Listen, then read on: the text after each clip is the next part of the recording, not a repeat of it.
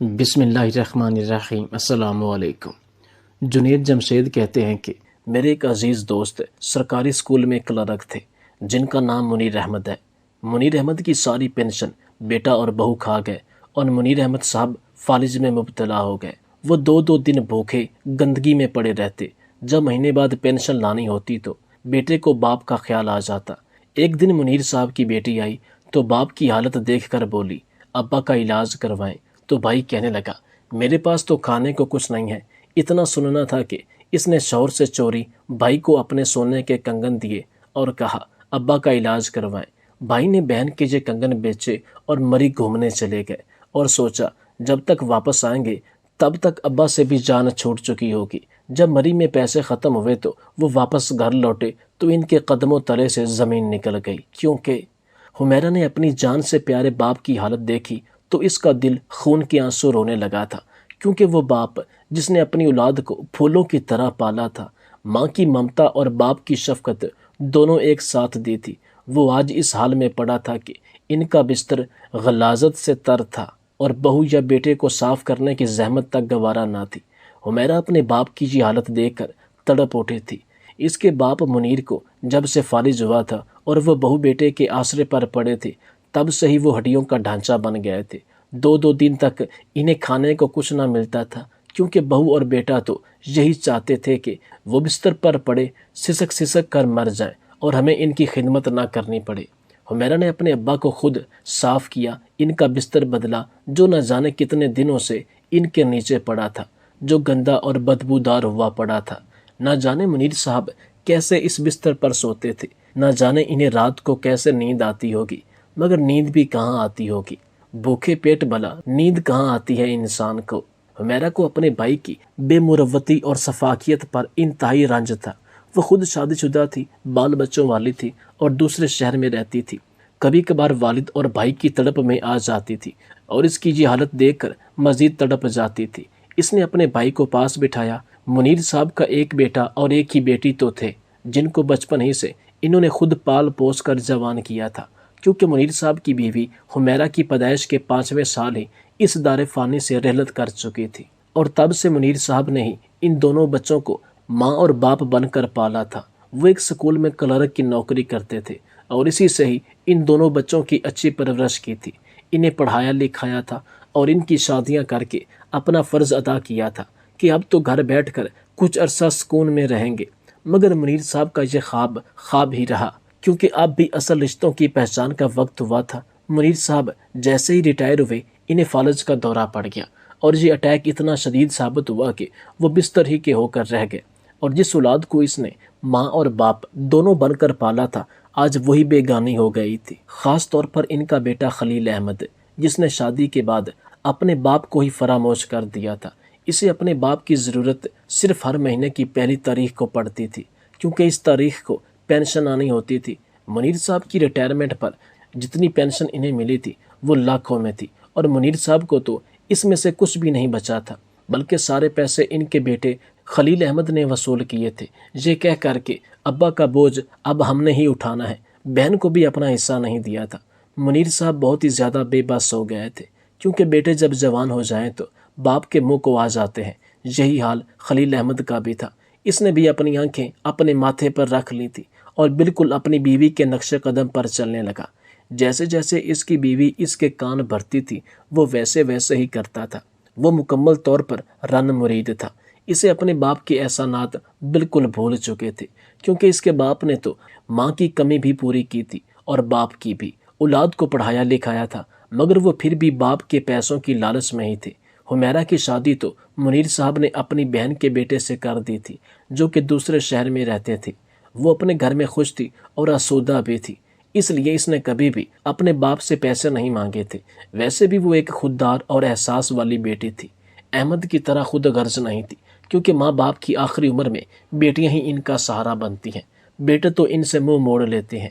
اب جب کبھی حمیرہ آتی اور اپنے باپ کا یہ حال دیکھتی، جس نے کبھی اپنے جسم پر ایک بوند میل بھی نہیں چپکنے دی تھی، ان کا یہ حال دیکھتی تو خون کے آنسو روتی تھی۔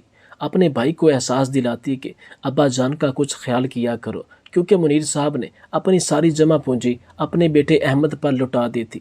مگر وہ انتہا کا نمک حرام تھا۔ آج بھی حمیرہ جب منیر صاحب سے ملنے اور ان کی خیریت دریافت کرنے آئی تو اپنے باپ کی یہ حالت دیکھ کر خون کے آنسو رونے لگی، کیونکہ اس کے باپ کا بستر بھی بہت ہی زیادہ گندا ہوا پڑا تھا۔ یوں لگتا تھا جیسے اتنے دنوں سے اسے صاف ہی نہیں کیا ہو۔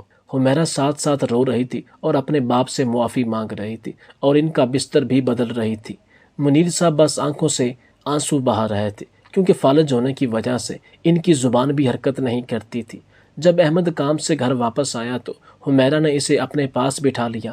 کہنے لگی کہ احمد دیکھو تو صحیح، ابا جان کا کیا حال ہو گیا ہے، وہ بالکل ہی بستر کے ہو کر رہ گئے ہیں اور صفائی وغیرہ بھی نہیں کرتے۔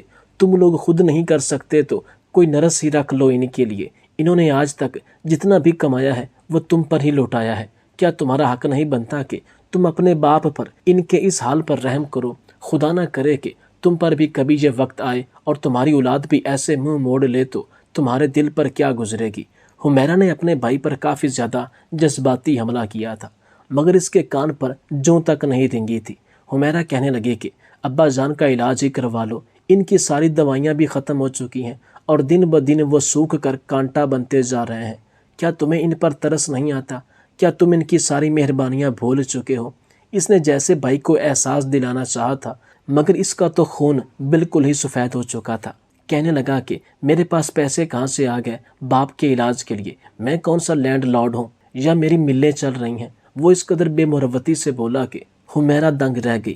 کہنے لگی کہ ابا کی پینشن ساری تم نے ہی رکھی ہے، میں نے تو اس میں سے اپنا حصہ بھی نہیں لیا، اور مہینے بعد جو ابا کی پینشن آتی ہے وہ بھی اچھی خاصی رقم ہوتی ہے۔ کیا اس میں ابا کی دوائیاں بھی نہیں آ سکتی؟ تمہارے اتنے ہی خرچے ہیں کہ پورے ہی نہیں ہو رہے۔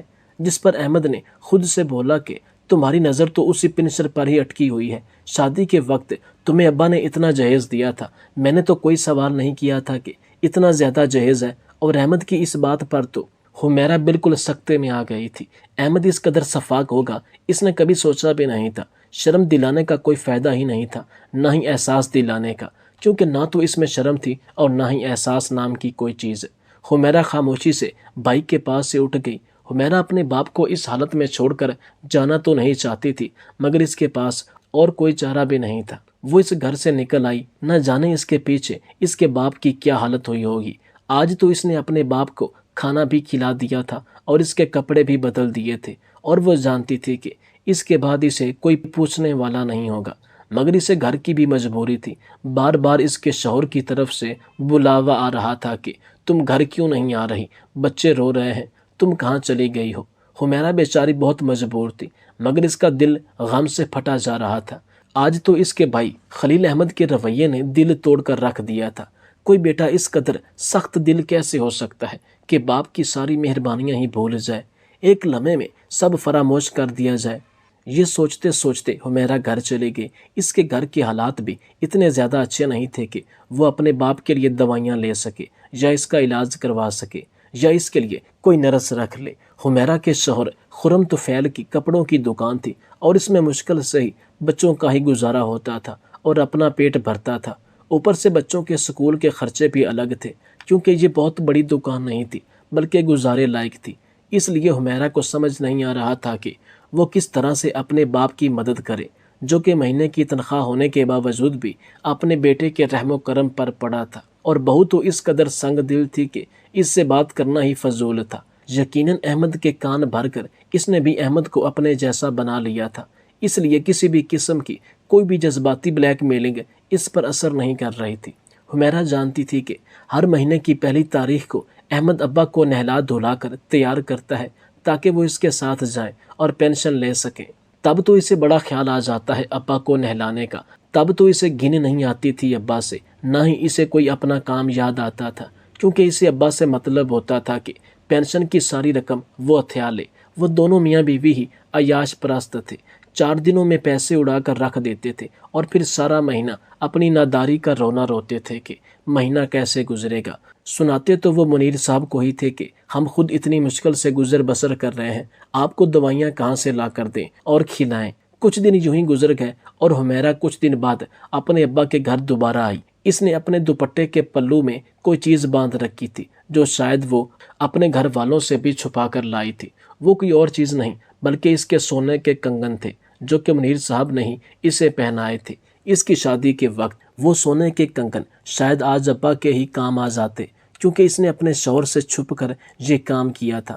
اس کا شوہر بھی احمد کی طرح ہی لالچی طبیعت کا مالک تھا۔ وہ بھی کہتا تھا کہ بس اپنا پیٹ ہی اتنی مشکل سے پال رہے ہیں، اب دوسروں کا وبال اپنے سر پر کیوں لیں۔ ویسے بھی اس کے چھوٹے چھوٹے بچے تھے، ان کے مستقبل کا بھی سوال تھا، مگر حمیرہ کو صرف اور صرف اس وقت اپنے باپ کی اس حالت کو بہتر بنانا تھا۔ اس لیے اس کے پاس اور کوئی راستہ نہیں تھا کہ وہ یہ سونے کے کنگن بیچ کر پیسے ان کے علاج پر لگا دے۔ منیر صاحب کچھ تو چلنے پھرنے کے قابل ہو سکیں اور اپنے بیٹے اور بہو کے محتاج ہو کر نہ رہ سکیں، کیونکہ محتاجی بہت بڑی بدبختی اور لعنت ہے۔ حمیرہ جب منیر صاحب کے پاس آئی تو ان کی حالت ویسی ہی تھی جیسے ایک فقیر کی ہوتی ہے، جو کہ اپنی جھگیا میں بالکل ناداری کی حالت میں اور محتاجی کی حالت میں کسی کے رحم و کرم پر پڑا ہوا ہو۔ وہ بالکل ہڈیوں کا ڈھانچہ بنتے جا رہے تھے۔ جیسے ہی وہ حمیرہ کا چہرہ دیکھتے، ان کے چہرے پر امید کی ایک ہلکی سی کرن آ جاتی تھی۔ وہ حمیرہ کو ایسے دیکھتے تھے جیسے بھوک سے پیاسا بچہ اپنی ماں کو دیکھتا ہے، اور حمیرہ اپنے باپ کی یہ نظریں سہ نہیں پاتی تھی، شرم سے پانی پانی ہو جاتی تھی۔ اس کی نظریں جھک جاتی تھیں، مگر وہ بیچاری بھی کیا کرتی، اسے گھر کی مجبوریاں تھیں۔ آج بھی وہ بڑی مشکل سے اپنے شوہر خرم طفیل سے جان بچا کر اور بچوں کو پڑوسن کے حوالے کر کے آئی تھی کہ انہیں ذرا سنبھال لینا، میں اپنے باپ کی طرف جا رہی ہوں، ابھی آ جاؤں گی۔ حمیرہ نے سب سے پہلے تو اپنے باپ کا بستر تبدیل کیا، ان کو نئے اور اجلے کپڑے پہنائے اور ان کی بدبو ختم کی۔ منیر صاحب تھوڑے سے آسودہ ہو گئے تھے۔ ان کی نظروں میں حمیرہ کے لیے شکر گزاری تھی، حالانکہ وہ حمیرہ کے باپ تھے، پھر بھی وہ اس کا شکریہ ادا کر رہے تھے۔ یہ بھی زمانہ آنا تھا کہ باپ اپنی اولاد کا احسان مند ہو جائے، حالانکہ باپ کے احسانات تو اتنے ہوتے ہیں کہ اولاد انہیں چاہ کر بھی ادا نہیں کر سکتی، ان کا حق ادا نہیں کر سکتی۔ حمیرہ کی آنکھوں میں اپنے باپ کی ایسی نظریں دیکھ کر آنسو آ جاتے۔ کہنے لگی کہ ابا جان، مجھے اس طرح سے نہ دیکھیں، میں تو آپ کا کوئی بھی احسان ادا نہیں کر سکتی جو آپ نے ہم بہن بھائیوں پر کیا ہے، مگر بھائی تو احسان فراموش نکلا، اسے تو اپنی بیوی سے ہی فرصت نہیں ہے، وہ ہر وقت اس کے کان بھرتی رہتی ہے۔ حمیرہ اپنے باپ کے سامنے پھٹ پڑی، کیونکہ باپ کی حالت دیکھ کر اس کا دل پھٹنے کے قریب تھا۔ ہاتھ کے ہلکے سے اشارے سے اسے منع کر دیا کہ ایسے مت کہو۔ وہ اپنی نظروں سے اسے سارا کچھ سمجھا رہے تھے، کیونکہ انہیں اپنے بیٹے سے بھی کوئی شکوہ نہیں تھا۔ کیسے باپ تھے، کتنا بڑا دل تھا، ایسے باپ تو نصیب والوں کو ہی ملتے ہیں، مگر خلیل احمد تو صدا کا بد نصیب تھا۔ ضرور وہ اپنی عمر کے آخری حصے میں پچھتائے گا کہ اس نے اپنے باپ کے ساتھ کیا کیا، کیونکہ ماں باپ کے ساتھ کی گئی زیادتی کا بدلہ انسان دنیا میں ہی ادا کر کے جاتا ہے۔ مگر منیر صاحب پھر بھی احمد کے لیے بد دعا نہیں کر سکتے تھے۔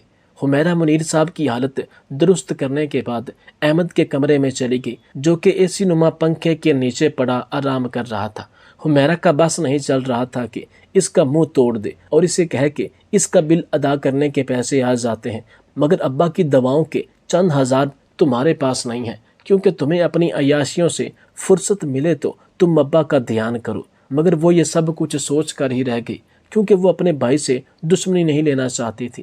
یہ نہ ہو کہ منیر صاحب پہلے والی بری حالت میں آ جائیں، اس لیے وہ بڑے آرام سے احمد کے پاس بیٹھی اور اپنی چادر کے نیچے سے چھپے کنگن نکال کر احمد کو تھما دیے۔ کہنے لگی کہ یہ کنگن میری شادی کے ہیں، جو کہ ابا نے مجھے تحفے کے طور پر دیے تھے، مگر ان کے احسانات میری ذات پر اتنے زیادہ ہیں کہ میں چاہ کر بھی ان کا بدلہ نہیں دے سکتی۔ میرے پاس اور تو کچھ نہیں ہے مگر یہ کنگن ہے، تم انہیں بیچ کر ابا کا علاج کرواؤ، کیونکہ میرے پاس تو اتنا وقت نہیں ہے کہ میں ابا کے پیچھے ہسپتالوں کے دھکے کھا سکوں۔ میں آج بھی بڑی مشکل سے اپنے شوہر سے نظر بچا کر آئی ہوں۔ وہ حمیرہ کی باتیں سن رہا تھا یا نہیں، مگر اس کی نظریں جیسے کنگن میں گڑ سی گئی تھیں۔ اچانک اس کی بیوی بھی کمرے میں آ گئی۔ کہنے لگی، ارے سونے کے کنگن تمہارے پاس کہاں سے آئے؟ اس سے پہلے کہ حمیرہ کنگن چھپاتی، اس نے خود ہی دیکھ لیے تھے۔ اب حمیرہ چاہ کر بھی ان کو چھپا نہیں سکتی تھی، کیونکہ اسے لگتا تھا کہ کہیں اس کی بیوی کنگن بھی نہ ہتھیا لے اور اس کے باپ کا علاج پھر ہونے سے رہ جائے۔ احمد نے وہ کنگن حمیرہ سے لے لیے۔ کہنے لگا کہ تم فکر کیوں کرتی ہو حمیرہ، وہ میرے بھی باپ ہے اور مجھے بھی اتنے ہی عزیز ہیں جتنے کہ تمہیں۔ میرے پاس اگر پیسے ہوتے تو میں ان کا ضرور علاج کرواتا، مگر تمہارا شکریہ کہ تم نے اپنے باپ کی پرواہ کی۔ آخر کو بیٹیاں ہی باپ کے کام آتی ہیں۔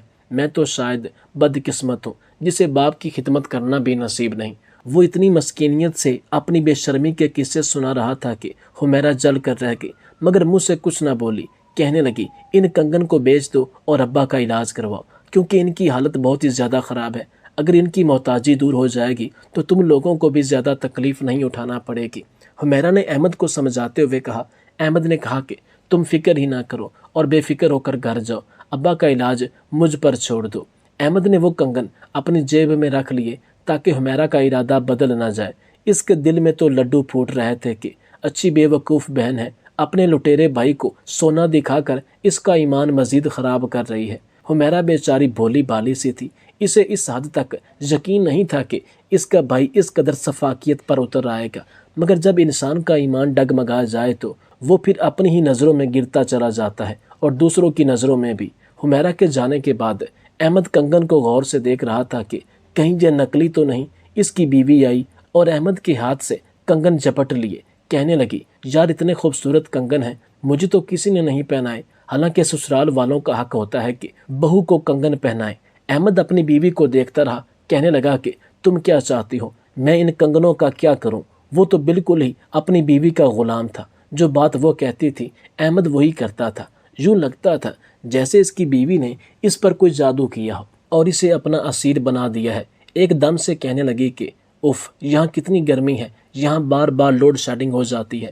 کراچی کا موسم تو تمہیں پتہ ہی ہے کہ کس قدر گرم ہے، اور تم تو مجھے ہنی مون پر بھی نہیں لے کر گئے۔ احمد خباثت سے مسکرا دیا، کہنے لگا تو کیا ہنی مون پر جانے کا ارادہ ہے تمہارا؟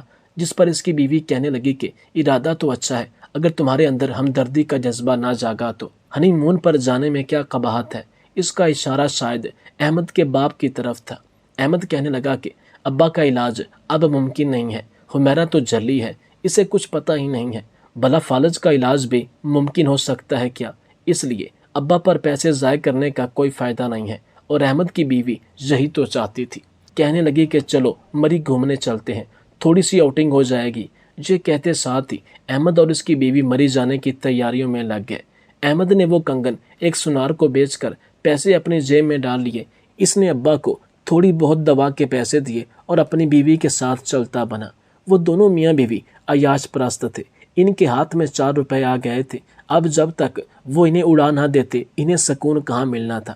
ادھر حمیرہ اپنے گھر میں سکون سے تھی کہ اب تو ان پیسوں سے ابا کا علاج ہو جائے گا۔ حمیرہ کے وہ کنگن اس کے شوہر نے لاکر میں چھپا کر رکھے ہوئے تھے، اور لاکر کی چابی اس دن حمیرہ کے ہاتھ لگ گئی تھی، جس کی وجہ سے اس نے کنگن نکال لیے تھے۔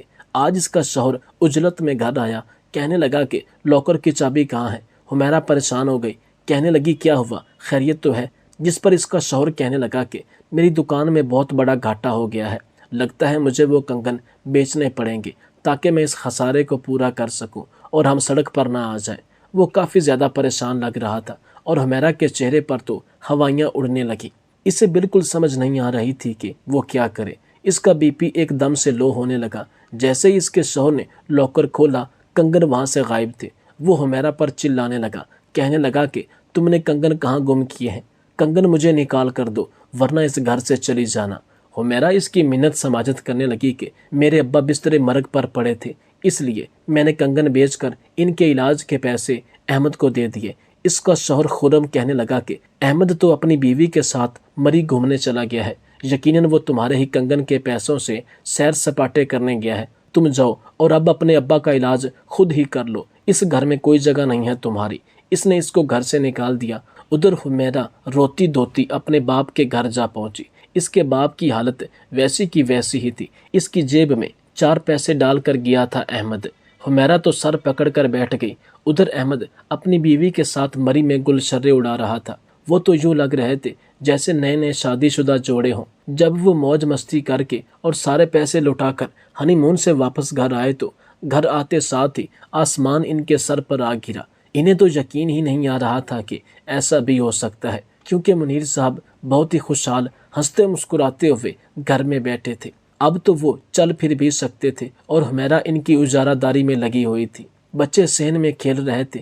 اتنی زیادہ خوشحالی گھر میں دیکھ کر احمد کے تو رونگٹے ہی کھڑے ہو گئے۔ وہ منیر صاحب کے پاس آئے اور کہا کہ ابا، آپ کے پاس اتنے پیسے کہاں سے آ گئے کہ آپ نے اپنا علاج کروا لیا اور ٹھیک بھی ہو گئے؟ جس پر منیر صاحب نے کہا کہ ایک دوست تھا جس پر میں نے کبھی احسان کیا تھا، وہ ایک ڈاکٹر ہے، اسی نے میرا مفت میں علاج کیا ہے اور میں بالکل ٹھیک ہو گیا ہوں۔ میں تو اپنی بیٹی کا جتنا بھی شکریہ ادا کروں کم ہے، کیونکہ اسی نے میرے دوست سے رابطہ کیا تھا، کیونکہ میری حالت بالکل ہی غیر ہو رہی تھی، اور اب دیکھو میں بالکل ٹھیک ہو گیا ہوں۔